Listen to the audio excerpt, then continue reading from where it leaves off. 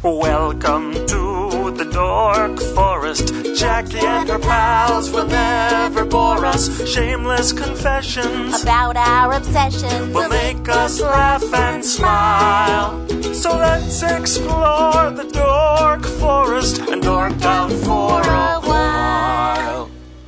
Hello and welcome to the Dork Forest. You know the websites, JackieCation.com, DorkForest.com, TheDorkForest.com. It's another episode. It's Movember. I'm doing like 8 episodes this month. Patrick Brady fixed the audio. That's right, because that's one of the credits. Mike Rickberg just sang that song. He composed that song and sang it with his girlfriend, Sarah Cohen. He will sing again at the end of the program. Now, the website being done by Vilmos. He does JackieCation.com, and he could do yours if you want. HiredGunCoding.com. If you go to that and check out his website, making skills, knock yourselves out. This month is November. November and December, I ask that you do not donate to the Dork Forest. Donate. There's 10 other months that you can donate to the Dork Forest. $10 a month gives me $100 a year from everybody. That would be great. But in November, you should find a food bank in your local area, because what the heck? A couple of months a year, you give them $10 a month maybe, or whatever you have. If you Google the words food bank and then the name of your town, the one will show up. Doesn't matter where you are. You could be in Nairobi, and I bet you there's a food bank, and you could help them out. Anyway, so that's that. If you do want to get a T-shirt or a CD or a DVD, that's available at JackieCation.com in the store. So my new CD and DVD, This Will Make an Excellent Horcrux, are available there. You can also go to All Things Records, allthingscomedy.com/JackieCation to download a $5 version of the video. Instead of buying the DVD, you can just get it for $5 download. And allthingscomedy, by the way, .com, they're making a great space for people to record podcasts, for comics to record their podcasts. I do it in my living room, but it's going to be a really nice space. And All Things Comedy is looking for a $5 donation from everybody, and then that'll pay for it. That'll do all the equipment and everything. And it's the Bill Burr, Al Madrigal, podcast network. And there's a lot of great podcasts on there, including Aaron Foley and Eddie Pepitone and Baron Vaughn and 1,000 others that I'm spacing out. Tom Papa. That I'm spacing at this time, but they're very good. And so if you're always looking for new podcasts, go to allthingscomedy.com and browse their pods. The other way you can help the show if you want, as we go into the holiday season, you can use the Amazon banner on JackieCation.com. There's a white banner, sort of the right-hand side, and it's just a portal back into Amazon, and then you order normal, and then I get a kickback. I get a little taste of whatever from Amazon. And we all order from them, so if you're going to order from them and you're not using somebody else's portal, use my portal. What the heck? JackieCation.com. Other than that, I think that is it. There's going to be a nice ad in a second for Bob Calhoun's book, and this is a great episode, but it comes out November 21st. Happy Thanksgiving if you enjoy the Thanksgiving holiday. If you have a war on Thanksgiving. Weird, I say. But I'm going to be headlining in Los Angeles at Flappers Burbank, and that is Friday the 28th and 29th. And then in December, I'm the first weekend of December, the 4th through the 7th, I'm with Brian Regan all over the coast of California, San Luis Obispo, Santa Rosa, Temecula, and Bakersfield. And then the following week, I'm in Michigan in Ann Arbor, and then I'm in Aspen, Colorado, December 20th. So these things are upcoming. Anyway, let's get into the show. It's a good one. It's a really good one. Enjoy. Shattering conventions, shattering conventions, shattering. Hey, I sang. It's Jackie Cation. Shattering conventions, commerce, cosplay, and conflict on the expo floor by Bob Calhoun is this month's sponsor. It's a hilarious and disturbing book. Friend of the show, conventions dork Bob Calhoun, has been on the show, previous episode. He goes to all kinds of different conventions, trade shows, and expos, and writes about it in Shattering Conventions. But he doesn't just go to Comic-Con and Star Trek conventions. He goes to a gun show, a livestock show, a Republican convention, a conspiracy convention. I remember being slightly worried when he went to that one. And even a Bigfoot hunter con. There's all kinds of crazy and wrong in this book, and it's not always where you expect to find it. Not only have I read this book, I endorsed it with a blurb on the back cover, and I recommend it to all rangers of the Dork Forest and spooky reading girls within the sound of my voice. The book is Shattering Conventions, Commerce, Cosplay, and Conflict on the Expo Floor by Bob Calhoun. It's available in ebook and paperback from Amazon.com and other fine booksellers. For more on the book, go to shatteringconventions.com. It's a really good book. You should get it. Hey, it's Jackie Cation. Welcome to the Dork Forest, sitting in my living room. Hooray. Jimmy Pardo, welcome back to the show. Hi, Jackie. It's good to be back. At Jimmy Pardo on the Twitter, and Never Not Funny, hugely popular. 6 months, just found out 6 months longer than the Dork Forest. You've been in the business, ground floor, like plastics. You got in the ground floor of podcasting before me. March 2006. Oh, that's it. Yeah. And mine September 2006. Yeah, So. I got in. I heard you were thinking about it, and I said, she will not beat me to the punch on podcasting. How did you hear about it? Because I heard about it at an open mic. About what? About podcasting? Matt Belknap was doing a podcast called AST Radio. Before both of us? Yeah.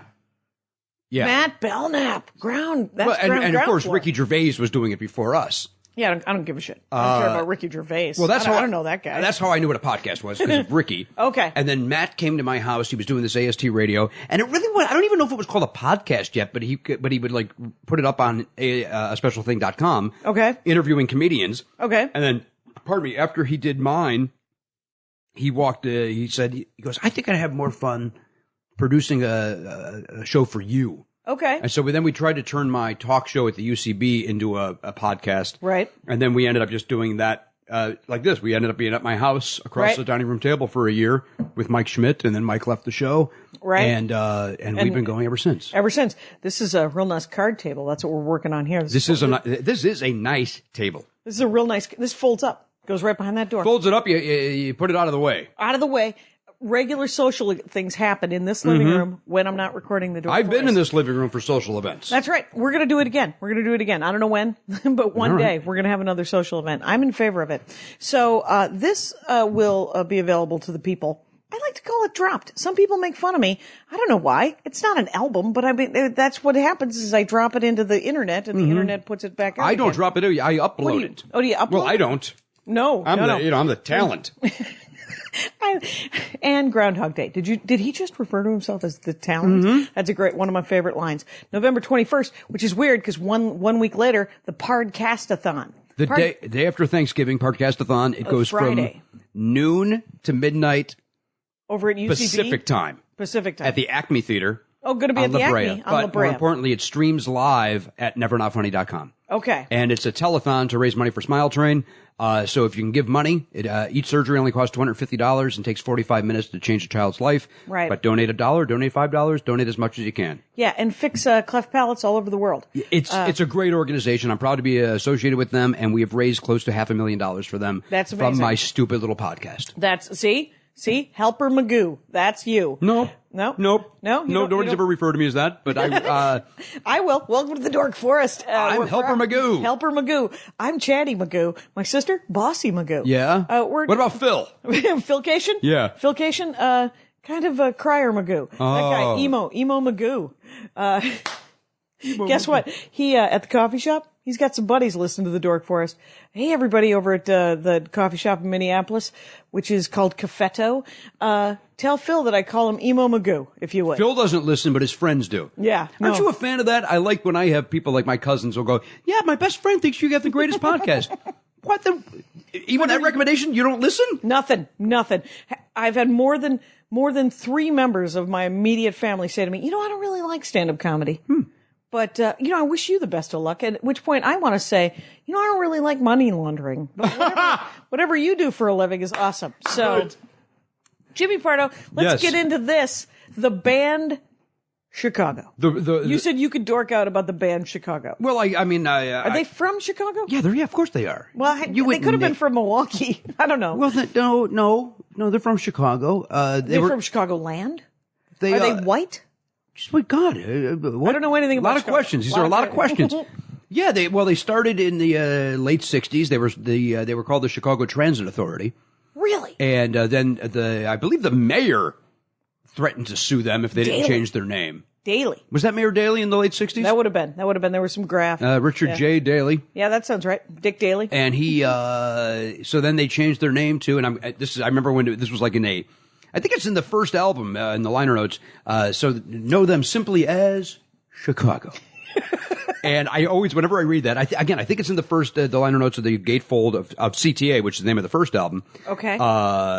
Which I want to say came out in 67. Is that what you have down there? I have Chicago Transit Authority, 1969. 69, huh? Yeah. And then Chicago 2, 1970. In 70, yeah. Yeah. Boy, I always thought it was, maybe they got together in 67. And then the album came out in 69. That makes sense. You got to get a catalog before you start recording. You got to play around a little bit. Right. You're doing covers until then. They were doing covers at Barnaby's on State. It was on State Street, a place called Barnaby's in Chicago. How awesome would it have been to see something? Well, it was, I would have been one, so I may not have appreciated it. No, you might would have been loud. Would have been really loud, a lot of trumpets. They were called the Big Thing. Is what they were called then. Okay. And then they changed their name to CTA. Okay. And then Chicago, just straight up Chicago in Chicago. 70. Yeah. Okay. Yeah, and then and who's in the band? How many? Now or then? Then. Well, then you had the three horns. You had Jimmy Pankow on trombone. Okay. Who lives right over here in Calabasas. Really? Yeah. And that's what he said. I've met him a couple times. Oh, that's awesome. And he has been nothing but a nice man. Recognized my name from television, thought I was a VO guy. Okay. And then he finally figured out that I'm a comedian. I don't know if he really figured it out, but he's always kind and nice. And he always goes, we're living the dream. We're living the dream. Are you putting foot on the plate? Yeah. We're doing it. That's it. We're doing it. We're doing our dream. You know what? That is the best attitude ever. It is. And he goes, look at me. I'm 70 years old. I'm still doing this. He's still playing a trombone. In a band. And still looks. He has always been. He was the sexy one in the band. Oh, was he? Panko? He would wear a leather vest on stage back in the 70s with nothing. No shirt. No shirt. Oh, that is a look. And even as a straight white man, I would go, yeah, of course that's what you're wearing. You look great with a 70s beard and then the hair. But I would say to him, I go, Jimmy, do you live in Nashville with the other? No, we're over here in Calabasas. And then right next to the Kardashians, through that gated thing. Yes, yeah. Of course, it's in the money area. Right. Yeah, because hopefully he's still getting royalties. He wrote, and I don't know how linear you want to go with this, how timeline, but he wrote Make Me Smile, he wrote Color My World, he wrote Just You and Me, so he is making bank. a gazillion dollars. Right. It's just, it keeps coming. So he's on trombone. This is back again, the original CTA. Okay. Jimmy Pankow on trombone, Lee Loughnane on trumpet. Okay. Walter Perizader on woodwinds. Okay. Robert Lamb on keyboard and vocal. Peter Cetera on bass and vocal. He's the only one I've ever heard of. Terry Kath on lead guitar and vocal. Okay. And Danny Seraphin on drums. Okay. Do you want me to then bore what is that, you? 6 people? That's 7. 7 people. That's your original 7. So they go to do a gig. They get $100. Everybody gets $9. You get $9. Right. But they're living the dream. Putting food on the plate. Putting food on the plate. Maybe they got free food. I would imagine Barnaby's gave them something. Right. They got a sandwich or something in the beginning of it all. But, so they're the core. They're the core. They're the core. And then in around 76, 77, might have even been 75, a guy named Lauder de Oliveira, joined on percussion. Percussion. Brazilian gentleman. Oh, more. Yeah, more, Yeah. Lauder de Oliveira. And then, in 1978, in January, I believe it is, of 1978, Terry Kath, took his life accidentally. Accidentally? Yes. OD? No, he was showing, I can't pull the name right now, a band tech, Donnie something. Okay. I think it was Donnie something. He was showing a band tech a gun, and it was loaded, and he shot himself in the head. Wow. There's, of course, conspiracies. Oh, sure. On whether right. Because that's that guy. murder conspiracies or something. But right? but he was not happy. He was depressed. One could believe it. But I'm thinking, whenever anyone collects guns, remember Freddie Prinze? Yeah, the 70s. Sure. Yeah, that was a guy who collected some guns, and things weren't going well. Looking good. Looking good. And so, sure. So Terry passes away. They replace him with a guy named Donnie Dacus, who went by the nickname of Hotlicks. Donnie Hotlicks Dacus. Good. That's guitar. On guitar. And he was also, before that, he was with Stephen Stills, and he was also in the movie Hair. Oh, was he? And he was as Don Dacus. As sort of an ensemble-y guy? Just one of the Hair? cast. Yeah, one of the stars. You know, it was Treat Williams. Right. Beverly D'Angelo and Don Dacus. Okay. Were the three big stars. Okay. Then Don joined Chicago. He was there for Hot Streets and 13. Okay. Then they got rid of him. Mm-hmm. A guy by the name of Chris Pinnock joined on guitar. Yeah. He was there until Cetera left in 85. And when Peter left in 85, a guy named Jason Sheff replaced Peter, and a guy named Dwayne Bailey replaced Chris Pinnock. Wow. Then Dwayne Bailey was there, I want to say, till 92. What? I'm sorry, in 1990, Danny Serafin was fired. Oh. Wait a minute, go back. Go back. In 1982, Bill Champlin joined on guitar, vocal, and keyboard. Okay. Then in 1990, Danny Serafin was fired from drums. A guy named Tristan Bowden joined on drums. And then this in band has employed more people. I played for them for about a month and a half. I was on timpani. Daredale Oliveira left in 82. He left at 82. He took his took his conga and that ratchet. Took that back. Yeah. And went back to Brazil. Those took those away back to Brazil. Tristan Bowden joined on drums. In 1992, Dwayne Bailey was fired and replaced by Keith Howland, and that's been the band ever since. They now have a guy, Walfredo Reyes, on percussion. Okay. Jason Sheff, again, replaced Peter Cetera. Mm-hmm. Other than that, you still have four original guys. 3 horns. That's huge, actually, from 1969.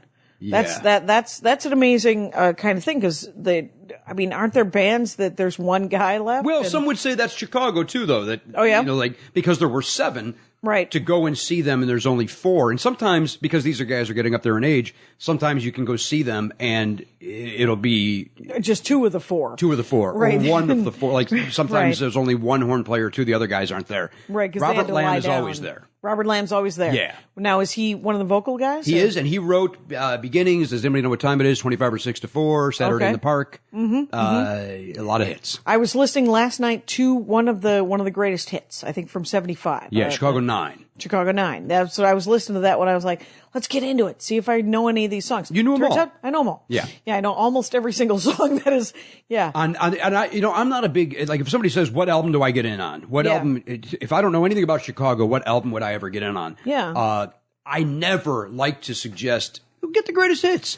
But Chicago 9 is a great way to wet your whistle.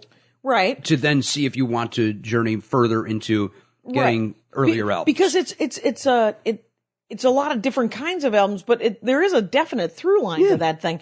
And this was the time, I believe, I love talking about music. I don't know a great deal about it, but I like when we pick a band, because then I can really, there was a great episode about ska. I had Brandy Posey on. I got to learn about ska. Wow. And you talked for more than 15 seconds? Yeah. Well, she's a lover of the ska. I get it. She went into it. She got into it, and she held forth. I don't want that. You don't want, if you're allergic to nuts, by the way, there's nuts in these cashews. Oh, no. I know it. You've been eating them for about 12 minutes. You know what? I wanted the cashew.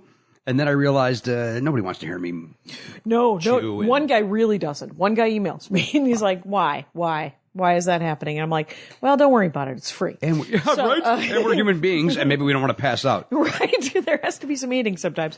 But yes, horns. I love a band that has a band. Yeah. I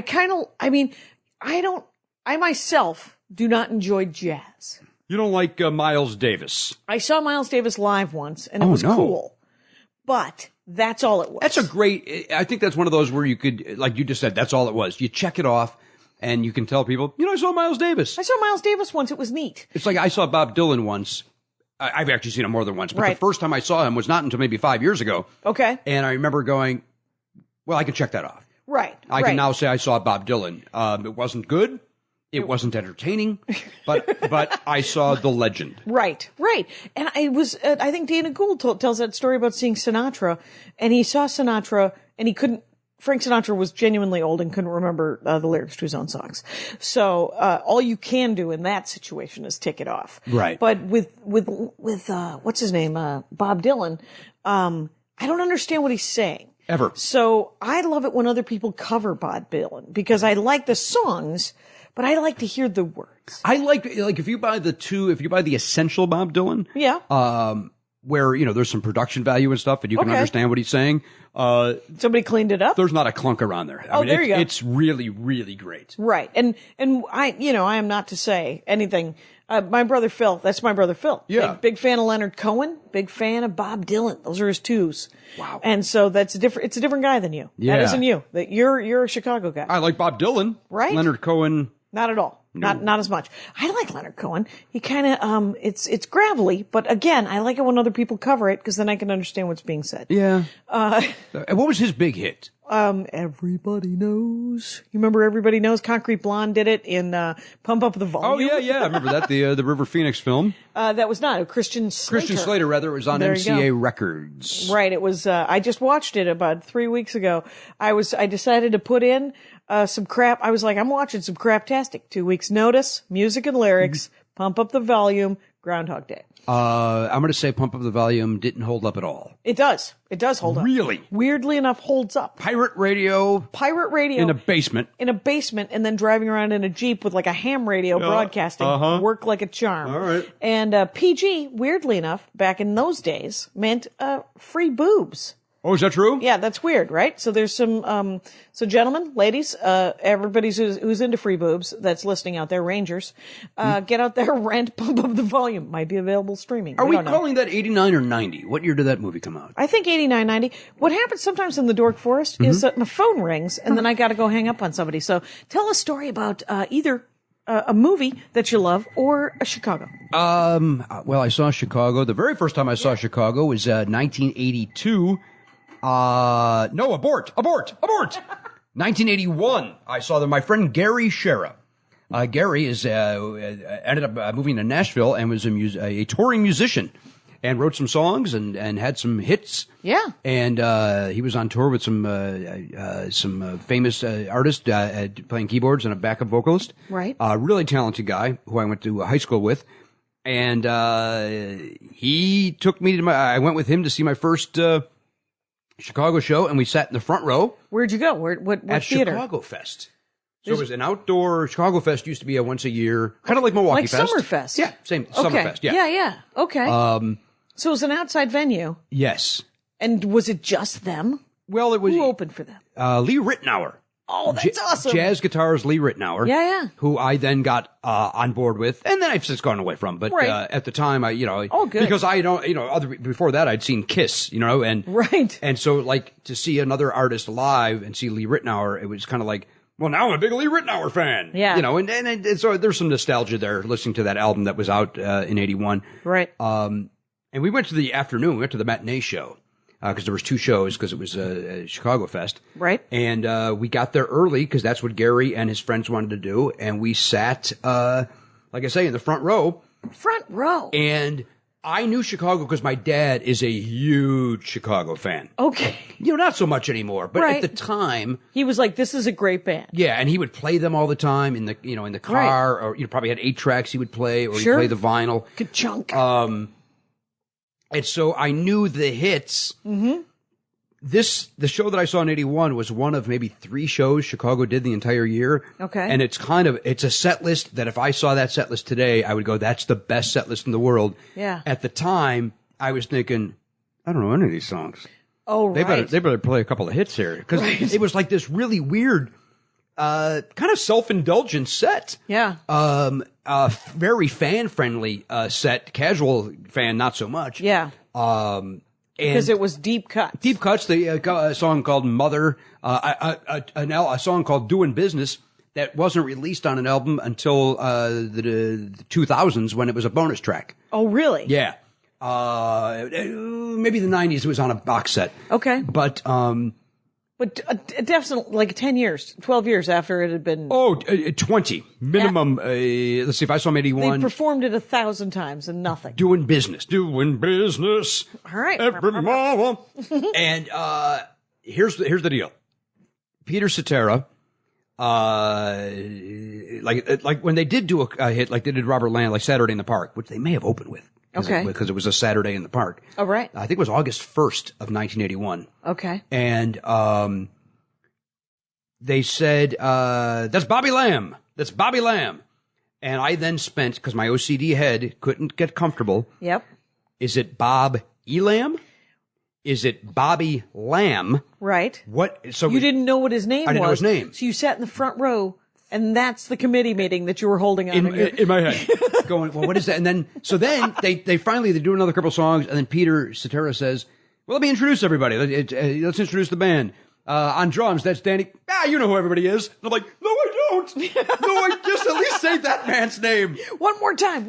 Yeah. Robert E. Lamb. Yeah. Is that his name? It took me until I got home and looked at the album. What is it? It's Robert Lamb. It is Robert Bob Lamb. Lamb, Bobby. And he went Lamb. as Bobby in the 80s for, and he hates it now. Oh, does he? Yeah. In fact, I saw him recently, at the Saban, here in, L.A., and some guy, Robert was up there talking, and some guy said, I love you, Bobby. And he goes, I love you too, sir, but I haven't been Bobby for 20 years. Right. But with venom. Like serious rage. Like I'm not, He's like, I am not a bartender. Don't call me Bobby. Yeah. Yeah. But he fair went enough. by Bobby. It was in the albums, Right. keyboard and vocal, Bobby Lamb. Yep. But it was a time of his life that I guess he chooses to forget, because of where It's he weird was. that he kept the same job, because it's going to be hard to forget that. And it'd be like if I wanted to start pronouncing my name Cashian, because that's what a lot of my siblings have doing it now. They're ethnic Because of with the names. Kardashians? No, because the Archbishop of the East Coast Archbishop told my sister that it was actually pronounced Cashian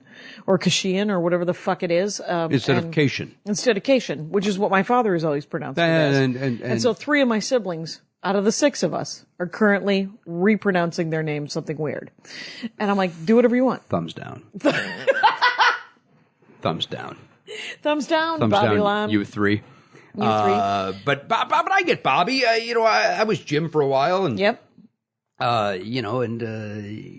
I get that you go through the phases, and it's Yeah. like that's you not want to who be I am called today. Thomas, or you want to be Right. And you're like Tommy, Tom, whatever. TJ. I think it was a drug-addled part of his life that he kind of wants to forget. So he wants to mature his way out of Yeah. it. And so he's like, well, no, I'm past that. And So. he's also 70. You know what I mean? Right. I mean, they're 70 years old now, this band. Are they really? Yeah, the It originals. makes perfect sense. 1969, they were probably 20. Yeah. And that was he's the 50 same. years old. My dad was born in 43, and most of these guys He was in were the war born, then, right? Yeah, of course. He fought for this country. He fought for this country He's a in patriot. 1943. Uh-huh. Yeah, they sent him off as an infant. I used to do that joke about me going to Vietnam. My parents sending me to Vietnam. Yeah. I was 3, but I went. You do. What's weird is I used to, because I have a buddy who was in Ho Chi Minh City in 1975 when the regime fell, because his dad was in the diplomatic corps, and I said, "Were you on the Ho Chi Minh Trail and your bike fell over?" Because he would have been 7, I think, at the time, or something, or 10, and so Yeah. those are great stories. They Anyway, sure let's are. keep going. Good stuff. War. Good stuff. War. So they were born right around the same time as my dad. Most of the originals. Okay. Around 43, Okay. 44. Okay. And So so they're 70. they're 70 years old. 71? And they're still playing. They're still playing out. Yes. And mixed, as much as they can. But so I digressed. I weeded this off. The idea of the horns. Mm-hmm. Because I like big band. Okay. I like big band music, and I like rock, and I think Chicago is a nice mix of the two of them. Yes, of course. They're rock and roll with horns. That's how they describe themselves. Oh, is that how? And okay. that's how they describe themselves now, and in the 60s and 70s. In the 80s, of course, they went through the phase that everybody did, where everybody wanted to be, have a Diane Warren hit, and what is that? What is a power ballad. Oh, okay. So they had "Hard to Say I'm Sorry" in '82. Oh, right. You're the Inspiration. I think I tried to roller skate backwards to both of those. I would imagine that was right in that right in that time frame. That would have been the one. What people call the downfall of Chicago, which those albums. If you're not a power ballad guy, there's other great songs on Chicago 16, 17, 18, and 19. Okay. But that was the stuff that people were putting. That was the norm. I mean, Yeah. that was what everybody was doing. It was, every artist was doing that. Now some could say, well, stay true to who you are. Don't try to have a hit. Right. But who the fuck doesn't want a hit? Pardon my language. Right. I mean, people want a hit. You want a hit. Yeah. And this is a band, Chicago, that, they had one time, I think they had 4 albums in the top 10. Wow. And everything was Chicago. So there were only 6 other albums.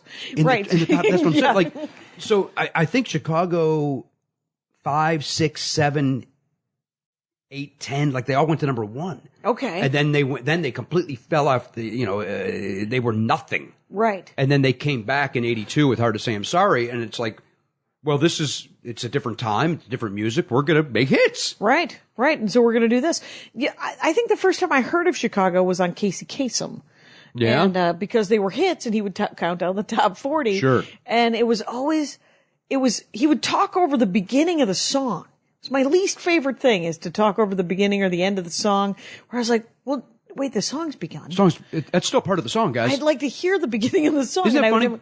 Yeah. And it was, but I do like them. There's all of that stuff where, are there other bands that, I mean, they were not unique in that. Well, there was Blood, Sweat, and Tears. Okay. Blood, Sweat, and Tears. My Chicago accent. Blood, Right. Sweat, and Tears. Who were produced by the same guy, James Gershio. Okay. And then, there's one more from that time that I can't pull right now. I mean, well, Ides of March. Some could argue the Ides of March had some horns in them. They did the Okay. song Vehicle. Okay. I'm your vehicle, baby. I'll take you anywhere you want to go. Right. Well, because last night when I was listening to the greatest hits, there was a flute. I don't know who was playing a flute. That's on Walt one of them. Perizator on woodwinds. Okay. Oh, he did all the woodwinds. Yeah, on that. saxophone, oboe, clarinet, flute. I didn't remember that there was any flute. I mean, I In can Color only- My World. Okay, because I was thinking it was all Jethro Tull for flute. Aha! That's what I was thinking it had to be, and it wasn't.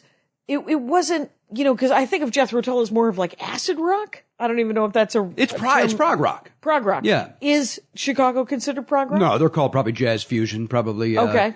That's the weird thing. And I think that's part of the problem that they had is that you didn't know how to describe them. Because somebody might have called them prog rock. Maybe. And they would have been, sure. I mean, it's not as moody as, although when they first started, they did, Robert Lamb wrote, dialogue or, State of the Union off Chicago 5 or even stuff on Chicago 3, again, Mother, which is about Mother Earth. Okay. And, Flight 602, is it? Okay. But all Vietnam War, Era.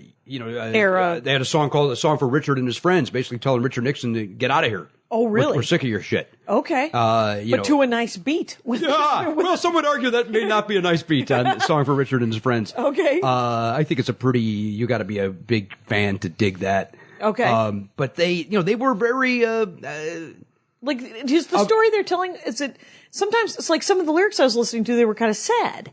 well, it depends what song. Right. Because there was a lot of, they do a lot of love songs. Well, they did even back then. See, that's what's funny you say that, Jackie, that, it's funny you're saying that, Jackie. Point of order, dork. Please do. Sweet Jesus. Everybody blames Cetera and, If You Leave Me Now in 1976 for, well, that's where they sold out. That's where they became a pussy man. It's Okay. well, Just You and Me is a love song. Color My World off Chicago 2 is a love song. Right. Now, yes, it has some unique time Changes and structure, and there's a great soprano saxophone solo in the middle of Just You and Me, Okay. Which may not have happened in the 80s, but it would have been a horrible synthesizer, Right. That's kind of who they were. They were a mixture of this rock and roll with horns, and then they Yeah. would do a ballad, Yeah. and back to back, and it was a time where nobody thought it was weird. Even Zeppelin would do Going to California after Black Dog. You know what I mean? It's two different, it's the same band. They still have the same vibe. Same with Wings. I mean, Wings had But some could argue that Paul McCartney is just a sappy jackass and that the rock and roll songs are the rarity, the exception. Oh, okay. I'm not that guy, but No. some would. Okay, yeah. But I thought that because I only have hits in history, the Wings, That's all you need. which is all you need because it's got to be 50 songs. I know, it's got everything, right.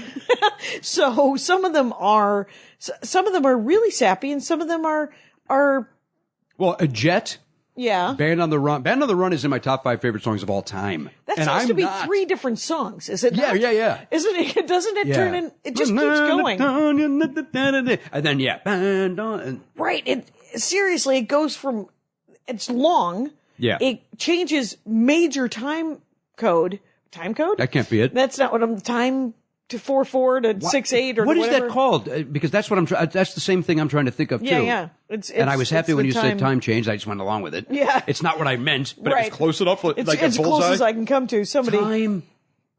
I'm sure someone, Ross Whitman, you out there yelling at the iPod, Yeah, but I'm Ross? this nerd that's on here to talk about music, and I can't think of like the most. But I can't remember the name of it. I'm a but fan. I'm not a musician. That's it.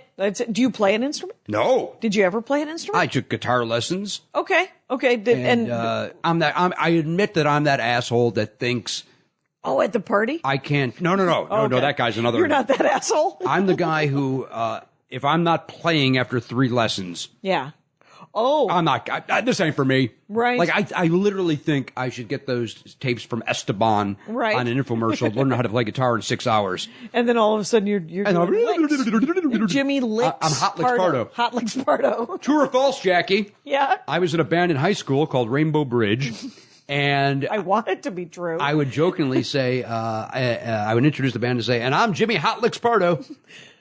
Wow. That feels true. No, it's false. That is false. No, of course it's true. Of course it's true. It's true.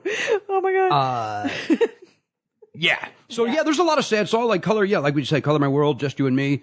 But those are really the only. Oh no, Wishing You Were Here is on the greatest hits. Okay. But for the most part, that first greatest hits. I mean, Beginnings is on there, which is in my top 5 favorite songs of all time. Okay. It's only the beginning. That one. Okay. 25 or 64 is on there. That's a rock song with horns. Yep. Let's see, Just You and Me is on there. Wishing You Were Here. Call on Me is on there. Okay. Call on me, cuz.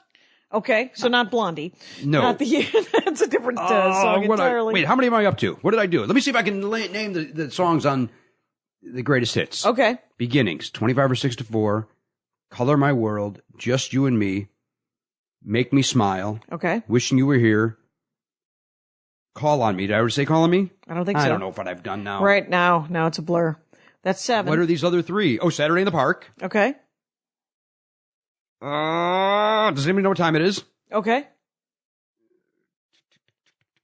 I've been searching so long. I've been searching so long. And I'm inside Yeah. so long. I like all of that. I like all of that. And I like, because for me in high school, it isn't right. I was a big Billy Joel fan. Why is that not right? Because the mocking over the last 37,000 years that I've received. You know what's interesting, Jackie, about that is I am very outspoken, and I've come around. I want to be very clear. Okay. I am outspoken on my hatred of Billy Joel. You're on record? I am on every record possible on how I will punch him in his scraggly bearded face, and that he's horrible. But Christy Brinkley cleaned him up. Yeah, those songs were bought her a turtleneck. Yeah, they were the worst. That was the worst year. But all that said, I've Right. come Full circle. So no, full circle. I mean, I still hate him. I've gone a complete 180. Right. Is that right? Yeah, 360 is full circle. Yep. Whereas, like, I admit that I'm wrong. It turns out it's one of those things where I just don't like the album. I don't like An Innocent Man. I don't like that album. Oh. And I don't like some River of Sighs. Okay. Other than that, it turns out I like a lot of Billy Joel. Yeah, those 2 albums are just, I mean, they're just okay. I mean, literally, An Innocent Man is him. He is a monkey throwing things at a wall. Right? It's grim. Some of them have a good beat, but they're gross. Oh, that's Uptown Girl. Yeah. And I just the longest. that's the number 1. That's my number 1. Like, I want to murder him. Right. Well, it's because it's this homage to his own childhood, and you're like, stop touching yourself. Nobody wants to watch this. And but everybody. Here's the weird thing. Everybody wanted to watch it. That album was humongous. Because of MTV, though. I think that MTV made him some sort of weirdo star because Christy Brinkley. And then I remember in college reading an unauthorized biography of Billy Joel. Oh, somebody behind the scenes writing. Right. Where it was just about the love story. But it was older because he had broken up with Christy Brinkley and was then going out with a woman who was 12 years younger than Christy Brinkley that looked exactly like Christy which made you want to bury him headfirst in the sand and paint his feet with honey and then call ants. Yes. But it was so furious. But I love Cold Spring Harbor, which was one of his first album. It was That's his first one, isn't it? That is his first one, but he had a band before that called, I forget the name of it. Yeah. But Cold Spring Harbor is one of my favorite albums of his. Yes. And then I really enjoy Street Life Serenader a great deal, and Nylon Curtain. I've been listening to Nylon Curtain actually for the last 6 months, almost on nonstop. Really? Is that the one with Saigon? It's got Saigon and Allentown. Panic, or what's that name of that song? Pressure. That's on there. Yeah, that's on there. That's not one of my favorites, but I do, but it has, Scandinavian Skies on it, and it's got Laura. It's interesting, and I love his saxophone playing. He's got that guy, Anthony or Tony or whatever. I don't know the name of the band. Hey, some guy from Jersey who also plays a musical instrument. He's a guy, maybe Long Island he might have met him from. So, yeah. You know what my big problem is with Billy Joel, and it's not even his fault? What? It's his alcoholism? No. That's not. Live your life, enjoy yourself. And you know this is a comic going to one-nighters like we did in the late 80s, early 90s. Mm-hmm. And they would do the comedy show, and then the dance floor would open, and then eventually, usually, most one-nighters were in like a college town. Okay. You know, at least back then. That's a pretty nice one-nighter. I was doing some Best Western four-wall in it, somewhere in the middle of But there was a college nearby. Right, there might have been a college nearby. Inevitably, and by the way, I would stay there until they told me to leave because I was a drunk. Okay. Inevitably, Piano Man would come on. Oh, yeah. And every college frat idiot, they would join arms, and this happened nationwide. Right. And they would For sing a along to decade. Piano Man. Right. And it's like, you're 20. Yeah. You can't relate to this fucking song at all. Yeah. And it would infuriate I have more me. in common with this, and I'm 24. I'm working because I'm an entertainer who Right. sadly just performed here. Right. And everybody's going, you were great. Why are you here? Like, we literally lived that song. Right. And it would infuriate me to watch these college kids who are Right. there getting drunk and then they're going to go do homework and go to class. Yeah. Thinking they can relate to this 40-year-old guy hashing out the key. Right, who just had his entire life stolen from him, which Right. is why he's working at an LAX piano bar. Right. Yeah. You can't relate to that. So stop it. Right. So I took But those all guys that were out reading on Billy Joel. Oh, fair enough. Because they were also, I took it out on Kerouac. Because they're also reading Kerouac and Hunter S. Thompson. Yeah, of course they are. And Bukowski, and you're like, Yeah. you're none of those people. You are absolutely, I'm very sorry. Yeah. It's all working out, you and your suburban life, and you don't even have any student loans. I can't even sympathize. You know what's funny? You say that. You bring that up. It's I listen to Sirius XM. Okay. And Raw Dog 99 is one of the channels I listen to. And because they do the stand-up. Yeah, standing up comedy. So I will bounce around on the channels. And Bill Hicks, who I loved. Pioneer, great, phenomenal. Mm-hmm. And I know I'm going to get a lot of hipsters pissed off at me for saying this. This will be considered, if I can quote Phil Hendry, blasphemy. I would say at that time in his life, 8 out of 10 jokes would be, well, I read a book. Right. Like it was a lot of, blah, blah, blah. Oh, you guys are making movies out there? I'm in New York. You know what we're doing here? Reading. Yes. Oh, look at him. He's a like, Jesus Christ. We get it, Bill. You're smart. You're better than everybody. You're the smarty Magoo. Yeah. But here's the thing is, what I never listened to stand-up comedy. Oh. As a child. We're Zig Ziglar. A lot of, sell the sizzle, not the steak. And so there was no stand-up comedy until I started doing stand-up comedy. And I didn't even know who Lenny Bruce was. How did you, let me ask you a question. Sure. And this is not about the band Chicago. And I'm mad that we're this far off topic. Exactly. We've waited. No. How does one get into stand-up comedy if they're not into stand-up comedy? One accidentally goes to a stand-up comedy club and realizes that you can drink there for free. And I heckled. That was my first. I was the biggest nightmare, right? I was a woman heckler, drunk woman heckler. Sam Kinison was the first comic I ever saw live, and I heckled him. Yeah. Oh, and how'd that go? Sam enjoyed women in the audience. Yeah, he loved women in the audience, and he's having the shittiest set of his life. By the way, where was this at? It was Bill Kinison owned the club, Madison, Wisconsin. Okay. 1984, 1985, 1984. So right when Sam was right before he blew up. Yeah. Okay. He was about to do Letterman, and he was coked up and drunk at the same time, because that's what you want to be. You want to sort of find the right, even it out. And I was in the front row of this dirtbag. It was the State Street Infirmary on State Street in Madison, owned by Gus, the guy who owns the club in Madison now. Really? He owned that building. Wow. And State Street Infirmary pool hall, Coke front. Underneath it, Comedy Cellar, owned by Bill Kinnison. And the only people he could get to come were, because remember, this is supposedly the golden era. This is the boom, right? Bill Kinnison would pay $250 plus airfare, and you stayed in a shitty apartment for a week of stand-up comedy. So I went to a show. For some reason, I'm 18, 19 years old. Yeah. We go to the comedy club. We're sitting there. It literally had to be the first time I was out in public. I had been told that every time somebody brings you a drink, you tip them $1. So No, I don't. That's not. I don't. that is not crazy. the rule. It It's isn't not. crazy, but it's not at a comedy club. You run a tab, Yeah, run a and then tab, you pay tip. a tab. All right. So I would every time she would bring me a drink, I'd give her $1. She was back every 2 minutes. Of course, yeah. She was like, so I was hammered beyond redemption. Kinnison's having a hard set because he's shit-faced. And so there's a pause, and I blurt something out that you cannot understand. I believe he said, I am from Peoria, and then waited too long, and I said, so I'm sorry. I know. Making me the worst human being on the planet, by the way. But not only are you a drunk female heckler, you said like just generic 101. Oh, yeah. Guy that like Every time someone heckles me, by the way, you hear that. I have to take a moment and go, oh, this is payback. Yeah. Payback, asshat. I'm sorry. Yeah. And that's the worst. Like that's the equivalent. Because there's no response to There's it. no response. That's the equivalent to, in my opinion, next.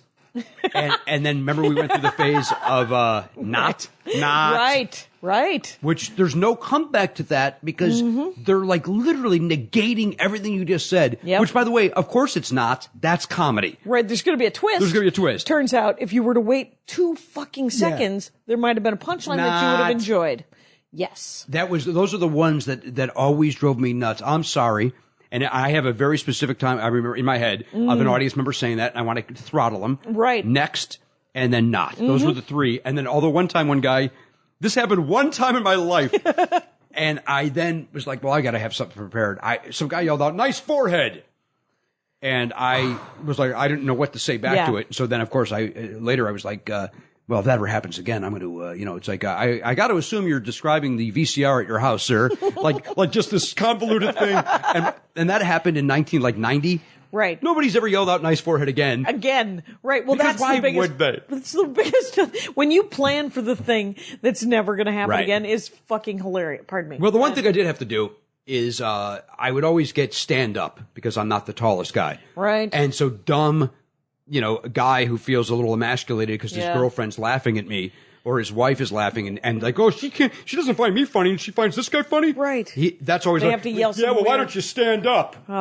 And then so I then, after maybe 3 or 4 times of that happening, I used to open my show by literally within 2 sentences mentioning my height in a subtle way. Yeah. So that when that happened, I would go, right, we covered that in the first second I was up here, sir. Exactly. And then that guy's stupid, audience is on my side. Yeah. But the preemptive, it's a preemptive strike. Comedy is a lot like Iraq. Oh, it's very similar. So you have They're to- the enemy. They're the enemy until you have them on your side. One of the worst, when I first started doing stand up, it was because I would occasionally get fat comments and it wasn't, and there was nothing to be done. There's the worst time, hilariously, in retrospect, very funny, but an entire group of frat guys chanting lose weight at me, which is brutal. Brutal. But you just like, all you can do is go, I believe at this it was a debacle. I started making fun of their girlfriends because I didn't know what else to do. Right. And the girlfriend started whipping popcorn bags at me. And, it was bad. It wasn't the greatest choice. show. It wasn't a great show. So what I just did is I looked at my watch and I said, another 7 minutes, they have to pay me the $75. This was in the first year of doing stand-up comedy. But the thing is that was saved because some guy in the front row offered me a joint. And he goes, it'll be fine. Here, have this. And I said, I love this college. And then we moved on. But, the woman, that's how I went to the comedy show And the manager came up to me after I would not shut up because it's the worst, right? Yes. Women, even as a woman comic, and there's women in the audience yelling, for some reason the audience is still on her side. They're on their side. Unless they are being a complete An utter tool. Like where it's like, you can't, and people don't understand that it's like, you should have ripped her apart. You can't. You can't until it's bad. Yes. Because if it's got to really be bad, or else you just look like a bully. Yeah, because you have a microphone and you are not drunk. And they're just a little gal. Right. They're just a little gal after all. And they're just trying to have a good time. Right. Why you got to be so? Well, because I'm working. Yeah. I don't know. Yeah. And then, but the crazy, so the manager actually came up to me and told me to shut it. And he actually, when he told me to shut up, he actually said, open mic is on Sunday. Ah! And literally. And he was being a dick. Yes. But 2 weeks later, I came back and did on a open Sunday. mic. Yeah. Isn't that funny? That's how it happened. And that's funny because I actually say that to audience members, like when they try to be funny, I go, Yeah. Open mics on Sundays. Right. Is that what it is, guys? Open mic on Sundays around here? So come back and sign up, sir, because it sounds like you got a good start. Right. And then, it was like heroin. So, so 6-7 months later, somebody mentioned Lenny Bruce and I was like, who's that? Right. And I was, literally belittled. And then I went off and bought an album and it was lovely. And Lenny Bruce is very funny. But the thing is I think Bill Hicks, to even get back to whatever we were talking about, is that Hicks has been hacked so bad. Yes. That when you try to go back and listen to Hicks, having never heard Hicks, it's hard to do it. Well, I'll tell you this. I bought Dangerous on a cassette. Okay. And I remember telling Paul Gilmartin on a golf course, hey, have you heard this guy, Bill Hicks? And I only bought it because I was on the road all the time and I would just go to buy anything to kill. So other than listening to Dr. Laura and Rush, Limbaugh across the country. Right as you drove. Right. And because there wasn't satellite radio yet. Yep. So we got, and luckily you drive in the afternoon. And it's weird as it sounds, it's luckily because I'm not a fan and will never be a fan of Rush Limbaugh. But he would be on, and if you drove across the country, every station had him on. Yeah. So you never lost that. You never. Yeah. So you got to hear his entire show, and it killed 4 hours. Right. But I bought Bill Hicks, and I remember thinking, this guy is phenomenal. This is a genius. And then, you're right. Then it became a little hackneyed. Not his fault. Not his fault at all. But, because he was breaking ground. Yes. But he was the first guy who said, who talked about porn. Right. And when people would get on his case, he'd be like, I am not alone. Right. I am, and then everybody started, and now. Well, now everybody, if you don't talk about porn, something's wrong. Right. And so, but it's so funny because my romance novel bit is a little bit of an homage to that, because when I mentioned that I read an occasional romance novel, the audience shuts the fuck down. And I say out loud, which is possibly, stealing his joke, but also I don't think so, is that I am not alone in reading romance novels. Yeah. I am not sustaining $1 billion industry by myself. And I had never heard that joke until recently. And I was like, oh shit, did I accidentally steal that joke? And I was like, well, I don't think you did. I don't think I did, and I don't care it. Parallel thinking. That's all. Now. True or false? Yes. Before we go back to Chicago. Yes. My first time ever at a comedy club, I heckled as well. Oh, really? No, true or false? Oh, that's right. It's an actual, I gotta say false. No, it's true. Did you as well? Yeah. Oh, I can't tell you how psyched I am to hear that. The comedian was a guy named Ricky Connor, who is no longer with us.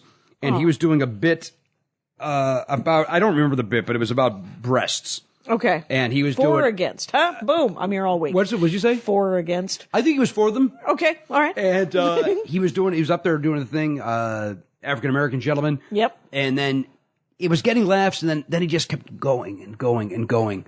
And then eventually it's silent, and he goes, I said, and then it was like, and the audience was almost kind of turning against him because it was going on without a laugh. Right. And then he said, oh, did I go too far on this breast joke? And I go, yeah, I think you're milking the tit joke. Ooh. Place went freaking nuts. Right, because you essentially tagged I tagged his joke for him. Yeah. I tagged his joke. Yeah. And, my friends were like, yeah, man, that's why you got to do this, man. That's why you got to be a comic. Right.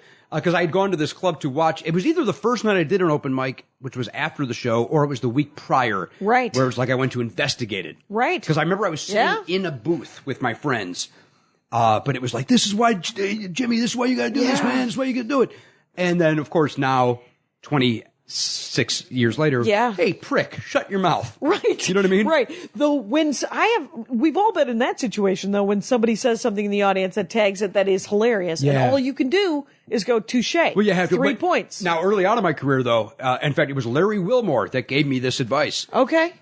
Because I was That guy's a good comic. I like Larry Wilmore a great deal. and he's a great television producer, and he's Right, got a lot right. of great ideas. And I'm going to take a stand, folks. Larry Wilmore, good guy. He's doing Turns out. okay. I like Larry. I was working in Indianapolis with him, and it was that where it's like, I mean, I've now found exactly how to deal with an audience, and Right. that's I've made my it living rarely doing occurs. Yeah. But at the time, it's like I would almost go fishing for hecklers Okay. so that I could make them look stupid. Okay. That was kind of what I was doing. Yep. I didn't know I was doing that, Right. but I was doing that. Right. And then, sure enough, same deal. One time, a guy, blah, blah, blah. I might have even been struggling. Right. And blah, blah, blah. Oh, you're stupid, sir. He says something back. It got a big laugh. And then it was like, go fuck yourself. And I went nuts. And then afterwards, Larry goes, they're not always stupid. They're not always wrong. And it was like, I'd only been doing comedy. This was maybe 91. Mm-hmm. So maybe, what is that, a year and a half, 2 years at the most. Right. And it was like, wow, that may be the best piece of advice, even to this day, that I was ever given. Because Yeah. it's like, I mean, obviously I would have found it out and figured it out myself. Right. But it was like, it's just nice laugh. to have been, just laugh. Just laugh. Just give it to him. Just give it to him, because then you look like you're having fun. You're Yes. in on it. Yes. And you don't have to, for lack of a better word, you don't have to win everything. Right. You could be part of it. You're Yes. there together. Yeah. It's a group in, yeah. But totally, early that's on great. as a comedian, That's early great. on though, you're afraid, like, well, if that guy gets a laugh, I'm not going to get rebooked. Right. Oh, that guy in the audience got a big laugh. The owner saw that. All Right. the bullshit that goes through our heads when Right. we The first start. committee meeting that's being held. I say, like that phrase. Yeah. That's, I had the committee meeting to Bobby Lamb, Bob E. Lamb. Yeah. Bobby Lamb. it's the only thing I'm willing to do recently, I've decided, is that makes the committee meeting even acceptable, is that I only read abridged minutes.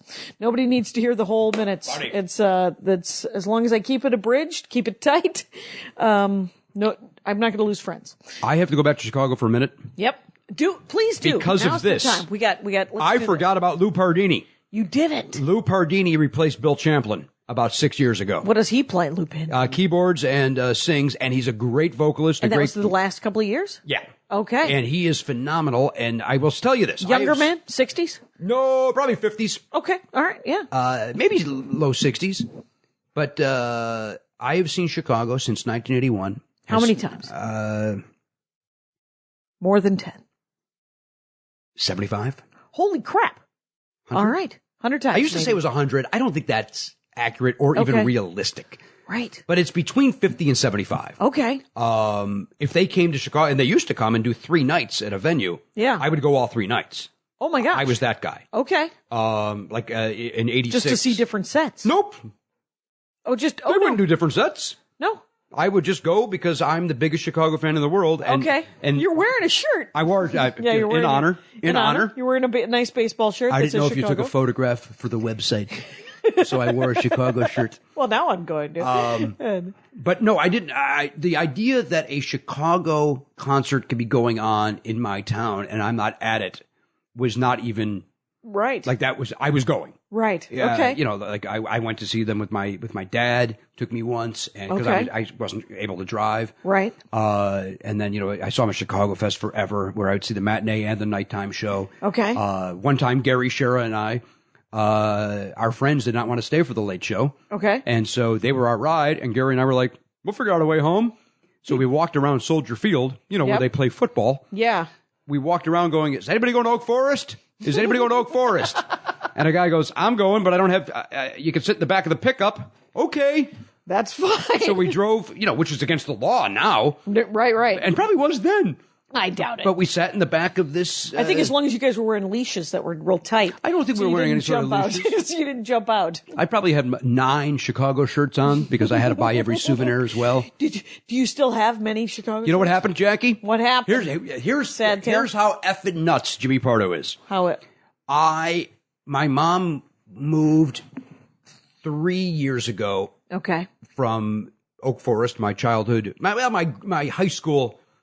We moved there in '80 for high school, and my Right. mom lived there until 3 years ago. Okay. When she moved, there was a box of all my old Chicago and all concert T-shirts that I put on eBay and made a gazillion dollars. Oh, that's hilarious. You know what? That is shrewd. Then you bought them all back. Bought them all back. You didn't. No, obviously. You bought different. Wow. All the ones that I sold, I then went, you know what? I liked that shirt. And I went on eBay and I rebought every one of those shirts like an a-hole. This is a beautiful story. This is a story that I think we can all learn from in the Dork Forest. Save your souvenirs. Save your. But the idea of, like, I saw what the prices were going for. Yeah. On eBay. I was like, well, I can, and I did. I made a lot because I was selling T-shirts from 81, 82, 83 that weren't on eBay. The Chicago ones. So all these Chicago fans that were either new fans or new collectors. Oh my God! I can get the Chicago 16 tour shirt. You know, $175. Like, I mean, I was making bank. And then I eventually went back and bought them all, and they're ill-fitting. Right. I can't wear them. I just have them now. It's like you got to create a diorama of the people you most admire. Is what you got to do. Shadow boxes. Shadow boxes. Yeah, that'd be which was a big hit by Andy Gibb. Oh, I had that album. Shadow Dancing. It's the first album, the first concert I ever went to. REO Speedwagon. What year? Give me the year and I'll tell you who opened. Okay. Maybe 81. No, I can't tell you who opened. At the World Series of Rock. In Milwaukee, Wisconsin at County Stadium. Oh, so there was like 5 bands on that show. Oh yeah, April Wine. Joan Jett? April Wine. Triumph? Nope. It was April Wine. April Wine's a Canadian band. One other band. There were 3 bands. And then REO, because they were in 81, they were at the peak of their powers. Yeah, they were. And I went just because a friend of mine was like, "We're gonna go see this band," and I was like, "I don't know what that band is." And then I knew every song, of course. And then, that was a crazy. And we each had a beer and a half. I think I was 14. And then I saw Heart that same year. Wow. It was a big concert year for me. Yeah. I don't like live music, it turns out. Oh, is that true? It's loud. I love it. I like it in album form in my vehicle. I will go to any concert. Okay. If I'm available. Right. And that's not true. I was just invited to one and I'm not going. And it was hard to say no. I will tell you that. I love live music. Concerts. I love them. And okay. I think what do you love about them? I think it's nostalgia. Okay. I think it's the feeling I used to get as a kid waiting in line, like sleeping out overnight to buy Journey tickets. Okay. Or sleeping out overnight to buy Triumph, as I mentioned. And you got to sleep out overnight when you were a kid? Out in front of Sears at Orland Square. Oh, that's awesome. And we would sleep outside and, and it was a neat party. Like, I didn't do drugs or anything. Yeah. Or drink even. Right. But everybody else was. Right. But somebody would put a boombox. If it's Journey, we listened to Journey for 9 hours. Oh my God. You know what I mean? From midnight to 9 a.m., we listened to Journey. Well, that's really cool. And then we'd all buy our ticket. It was a great, so I remember all of that. So going to concerts to me is basically that, bringing all that community. back. That's what that is. That's awesome. That's community. Jimmy Pardo, this has been a treat. We are done. We have 4 minutes if you want. Well, if we want, we have 3 minutes. Okay. I got 3 actually. All right. All right. How would you like summation? Well, first of all, we got to tell people Podcastathon live streaming at nevernotfunny.com. Right. Never Not Funny, your weekly podcast on Earwolf. Yes. With Mr. Matt Belknap. Yes. Oh, and on Podcastathon, it's me, Matt Belknap, and Pat Francis. Yep. And the 3 of us are there for all 12 hours. All 12 hours. We are there for 12 hours. We have a different guest every half hour. Every half hour, I can tell you confirmed at this time are Weird Al Yankovic. Nice. Jason Thompson from General Hospital. Okay. Scott Aukerman, Paul F. Tompkins. Okay. I'm forgetting one other, Sarah Silverman. Okay. And there's others, but those are the only ones I can remember at the time. Rich Sommer from Mad Men. Okay. Oh, he's great. He's been on the Dork Forest talking games. Yeah, that is a board game man. Yes, he is. He's a man of board game. And I'm going to say on the record, away from my show, there are about 5 people in this world that they're my favorite people. Yeah. And I mean, that's like, and Rich Sommer is one of them. Oh, he's a... Dave Holmes is another. Okay. Have you had Dave Holmes on? I haven't. No reason not to. You should have him on to talk about 80s music and 90s music. Okay. He is great. Okay. Well, then I will. Dave Holmes. He is great. Dave, if you're listening, Jackie at JackieCation.com. Email me. I should tell you this. He does not care for you, so he's probably not listening. You know what? I made a mistake even bringing it up. But yeah, November 28th, Parkastathon. We are raising money for Smile Train. Last year we raised $144,000. Our goal is to beat that. We are close to raising $144,000. That sounds gross. Anyway, boom, ladies and gentlemen. Wow, that's a nice piece of business, Jackie Kashan. And then JimmyPardo.com. If people want to see you do stand-up comedy out of your joke hole, what if they want to do that? Is it you got tour stuff on JimmyPardo.com? Yeah, I do, but I don't really have a lot coming up. I've got Flappers in Burbank at the beginning of December. Excellent. I'm there Thanksgiving weekend myself. I'm there. I think it's the week after that. Right after that. Excellent. And then I don't have anything till the end of January. The name of the place is Wise Guys in Salt Lake City. Oh, there you go. I think I'm there in March. Which it's one of my favorite clubs. Trolley Square? Trolley Square. The other one? No, the other one, which I prefer. I like Trolley Square. So look at us liking all of Salt Lake City. I don't like Trolley Square. I don't like the people that go to that particular show. They're very nice to me. They're very lovely. I don't like the nachos. That's Interesting life choices. Here's the good news. Yeah. People get to go wherever they want to go, man. That is the good news, brother. Let me say this. Yeah.